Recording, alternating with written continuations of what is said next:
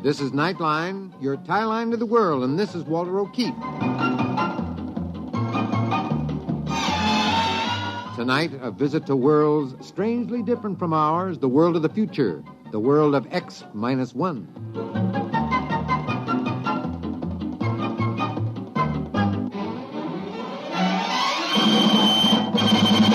Now, here is the future, X-1.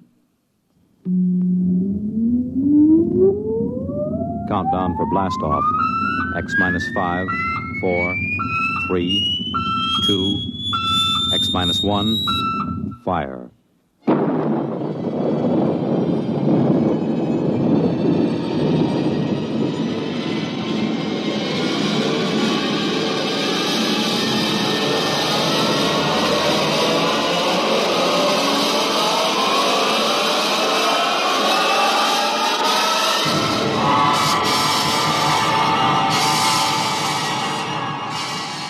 From the far horizons of the unknown come tales of new dimensions in time and space.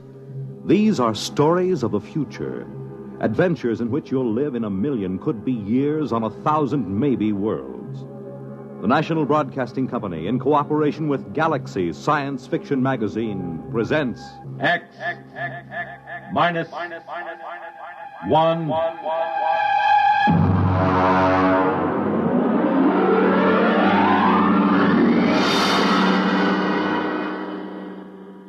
Tonight, the Clifford D. Simak story, Drop Dead.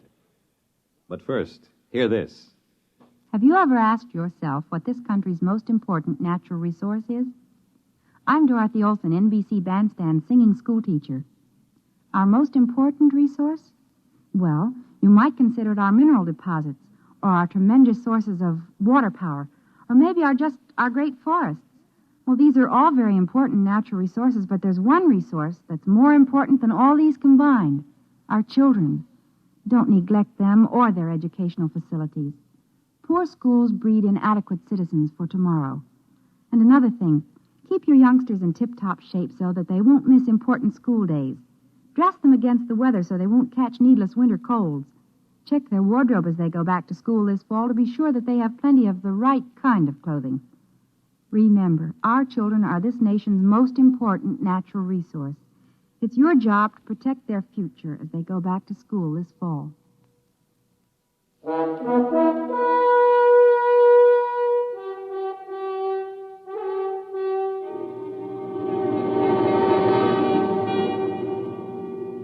Now, X-1, and the story of an unbelievable planet. Listen to Drop Dead.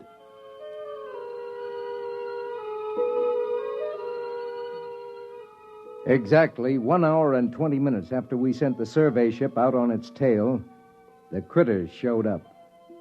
Ordinarily, when you make a landing on an unknown planet, it takes at least a week for any life to come creeping out of hiding and sneak a look.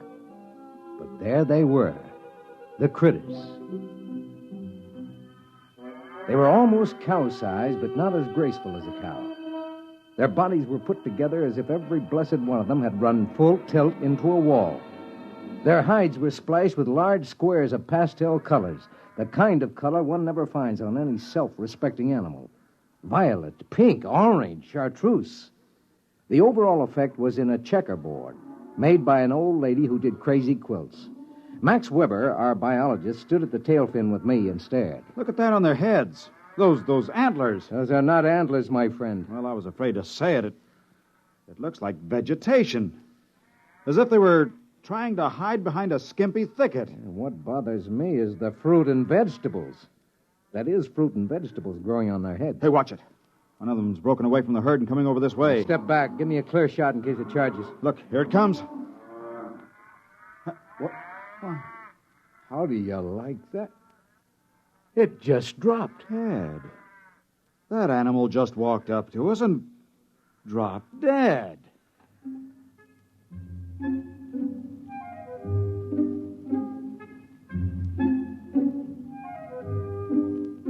We left the critter lying where it fell and started to set up camp. Carl Parsons, our ecologist, had the stove together and the supper started before the last tent peg was driven. I dug out my diet kit and mixed up my formula, and all of them kidded me about it the way they always did. It didn't bother me. Their kidding was automatic, and I had automatic answers. I know ulcers must sound silly and archaic. You ask any medic, he'll tell you they don't happen anymore. But I have a riddled stomach and a special diet kit to prove that they sometimes do. After supper, Carl Parsons, the ecologist, Max, and I dragged the critter in and had a good look at it. Hey, look at this, Ed. This animal's got different colored blocks on it, just like a checkerboard. Look at this one. Holes. Yeah. Just like one of those peg sets that kids use as toys. Here, look what I found out of that. I'll poke it with my knife. There. Looks like a bee. Well, it is. On top of being a tomato bush and a grapevine, this critter is a walking beehive. Why couldn't they be something simple? Yeah, it never is. You know, this is a screwy place. The critters? No, not the critters, the planet itself. Never saw one like it. It's positively naked. No trees, no flowers, nothing. Almost as if someone had said, let's make a simple planet. Let's cut out all the frills. Let's skip all the biological experiments and just work on the basics. One form of life and the grass for it to eat.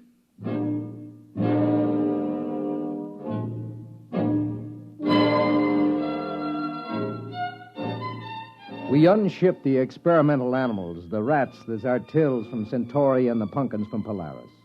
The pumpkins made an unholy racket because pumpkins are always hungry. You just can't give them enough to eat. You turn them loose and they eat themselves to death. We got them all unshipped and set up under a shed in rows when Max walked up to me thoughtfully, chewing on a toothpick the way he always did. Ed, there's something wrong. What do you mean? There are no insects here. I wandered around, laid down in a dozen different places.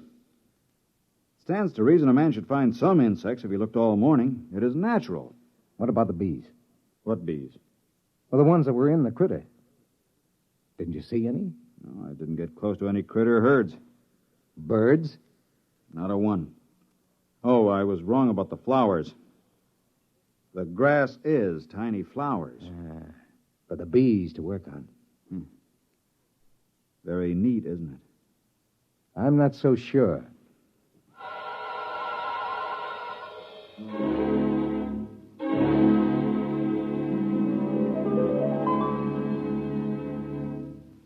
American tradition.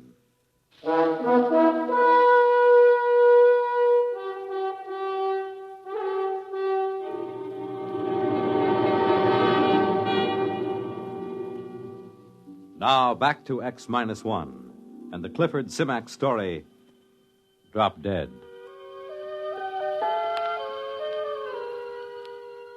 The bio team had the critters spread out on a canvas tarp. They were happily chopping them up in small pieces with a scalpel. Ed, I've got news for you. No brain. What? No brain. We can't find one, and there's no nervous system. That's impossible. How can a highly organized, complex animal exist without a brain or nervous system? It's got everything else. As near as we can figure it out, there are at least a dozen different kinds of flesh. Some fish, some fowl, some good red meat, maybe even a little lizard. Well, an all-purpose animal. We found something finally. If it's edible, and if it doesn't poison you, if it doesn't grow hair all over you. Well, that's up to you fellas. I'll get the cages down, and you can start killing off the little animals to your heart's content. And there's only one insect, these bees. And we never see these unless we're near a critter herd. And no birds, no fish in the water. Not even a single-cell paramecium. Yeah, I was talking it over with Max. You know, I'd give my right arm to hear a cricket or a mosquito or even a hornet. This is the strangest thing we've... Hey, Max, what are you chewing? Toothpick. That's no toothpick. Spit it out, spit it out. That's grass. I don't know. I must have just picked it automatically to chew on. Just a habit, I guess. Well, go on with the report.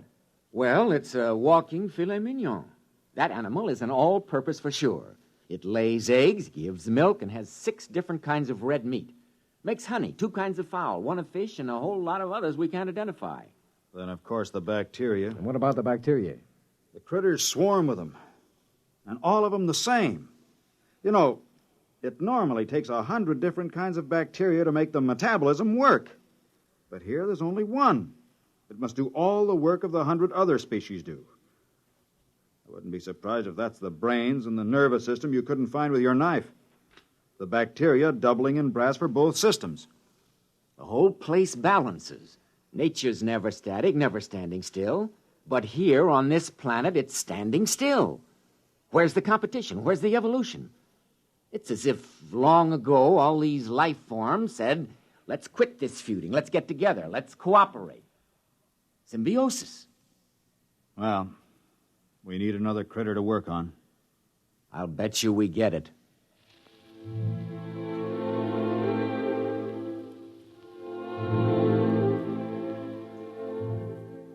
Luckily, Max didn't take Carl's bet. Right after breakfast, the critter came in and died with a savoir-faire that was positively marvelous. We unloaded all our supplies and got ready for a long stay. We were feeding all the experimental animals on a critter now. The carnivorous ones ate the critter meat, and the vegetarians chomped on critter fruit and critter vegetables. They all grew sleek and sassy. We were sitting around after supper one night when suddenly we heard something. Hey! What is it? Listen! Thunder. Listen! I think... All right, quick. Everybody up into the ship. What is it? A herd of critters. Look, you see the dust? They're coming this way in a stampede.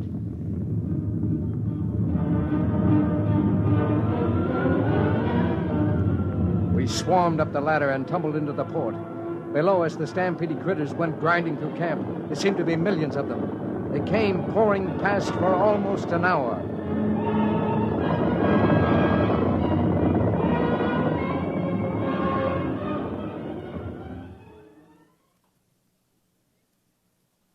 When it was all done, we came down and surveyed the damage. Well, the animals are safe. They were under the tail fins. Everything else is gone. Tents carried away. Food supply is gone. How about the emergency rations in the ship? I had to move them down to the supply tent so they'd be handy. They're gone, dashed into the mud. Well, even if we lifted ship immediately, it's at least 7 weeks to the nearest contact point. And no rations. Well, gentlemen, I suggest you try on your bibs. There'll be steak for dinner. Steak? That's right. Steak or fowl or fish or honey, whichever you like. You mean eat critter?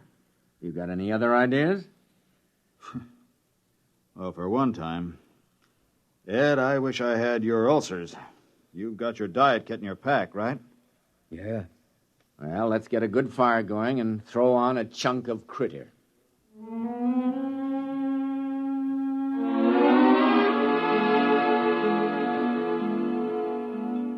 The crew ate about a critter a day. They didn't seem to mind. Just at breakfast time, one would walk in and keel over. The crew ate like there was no tomorrow. I waited for them to break out in a rash or start turning green with purple spots or grow scales or something. But nothing happened. They felt better than they ever had. But then one morning, Max Weber turned up sick. Well, gentlemen, I've just taken a sample of my own blood. How do you feel? Lousy. I'm loaded with bacteria, critter bacteria. I've checked some of the others. They've got a lower count than I have. Well, that figures. You got a head start. No. The rest of them have just been eating critter for a week. Hey, remember the day you ran out of toothpicks and took to chewing on a grass stem? Yeah. Well, we can't stop eating critter. It's all the food we have. Well, we might stop eating critter now. And there's my diet kit. We might make it home. Your diet kit wouldn't last us 3 days. I took a blood sample on the test animals. They've got a bacteria count almost as high as mine. Well, it doesn't make any difference. We still have to eat critter. We haven't got any choice.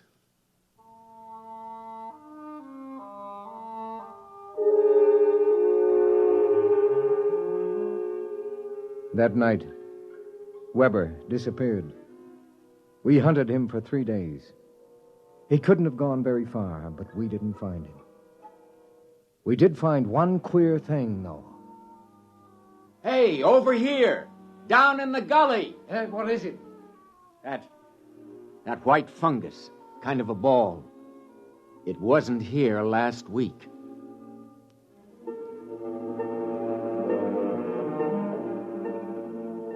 We couldn't find Weber. And then about 4 days later, Carl woke me up. Ed, get up. Get up. Hey, what's the matter? The animals, the test animals. They're encysting. They're turning into cocoons or chrysalis or something. What? All of the test animals, the guinea pigs, the dogs, they're turning into white fungus balls. Carl, the ball we found out in the field.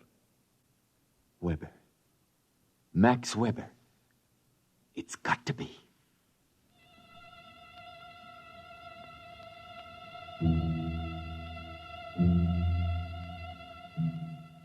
We had some trouble finding the place because the land was so flat and featureless. We finally located it just as dusk was setting in. It's split. It looks like an egg after a chicken's been hatched. Carl?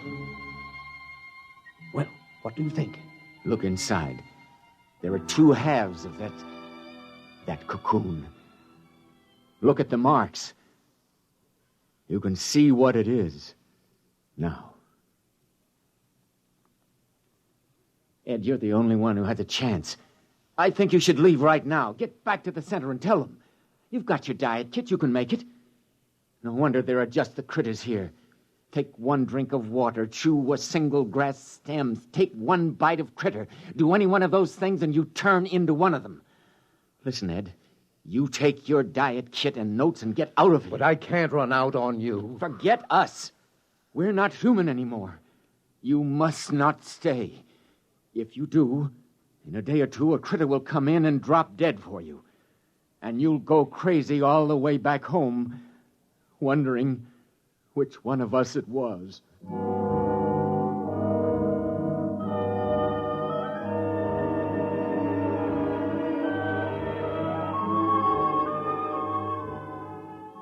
I walked slowly over to the ship, and I stood at the foot of the ladder, holding the notes and the diet kit against my chest. I thought of all the things we'd been through together. The crew, how they'd always kidded me about the diet kit. I thought of almost 10 years eating that awful goo, and that I could never eat like a normal human because of my ulcerated stomach. Maybe they were the lucky ones, I told myself. If a man got turned into a critter, he'd probably come out with a whole stomach and never worry about how much or what he ate. The critters never ate anything except the grass. But maybe, I thought, that grass tasted just as good to them as steak or a pumpkin pie would taste to me. So I stood there for a while and I thought about it. Ed, what are you doing back here? Carl, I just took that diet kit and threw it out into the waste disposal unit. What are you talking about? My friend, I am very hungry. What have you got for supper?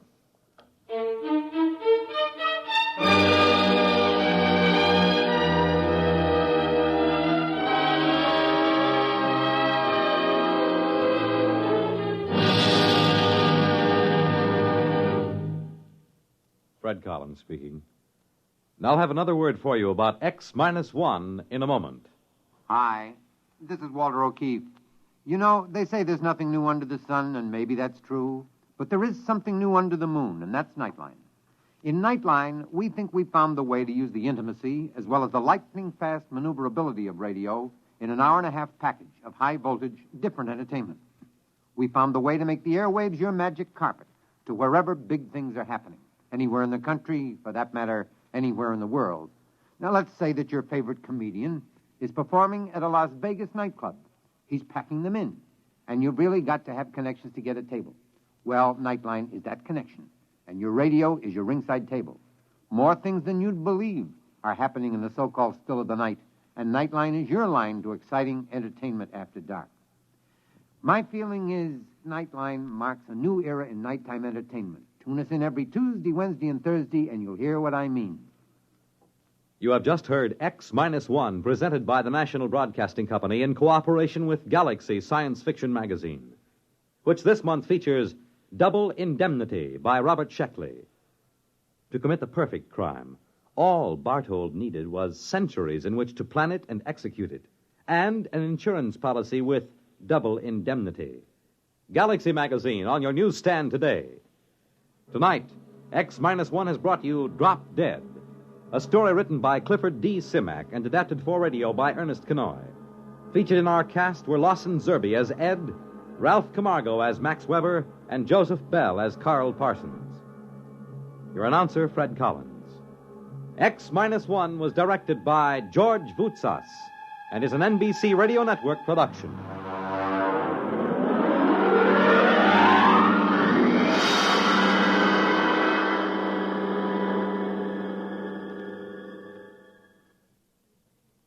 You'll be on the right line to exciting entertainment when you hear Nightline tonight over most of these NBC stations.